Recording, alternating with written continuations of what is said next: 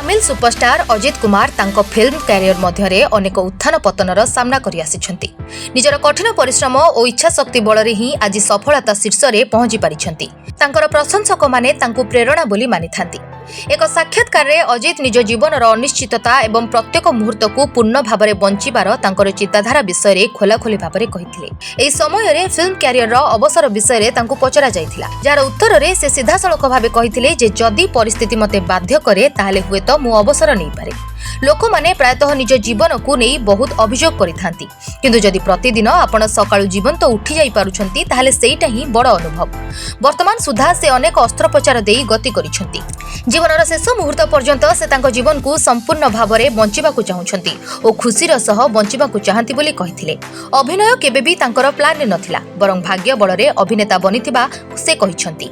से स्कूल परे प्राय 6 मास पाई एक ऑटो कंपनी रे काम करथिले और 18 वर्ष बयस रे बाइक रेसिंग आरंभ करिथिबा कथा कहिथिले। धीरे धीरे से प्रिंटिंग प्रेस एवं टीवी विज्ञापन रे काम करिबा आरंभ करथिले और केतेबेले अभिनय रे प्रवेश कले ताहा से जानि पारि नथिले। तेबे से 1990 मसीहा रे एनभेडु एन कानभार फिल्म रु निज कैरियर आरंभ करथिले। वेराम बिल्ला एवं मानकथा भली हिट फिल्म से इंडस्ट्री को दैछंती। से 30 वर्ष रु अधिक समय धरी ए फिल्म इंडस्ट्री रे राज करुछंती। Report ATV Odisha live.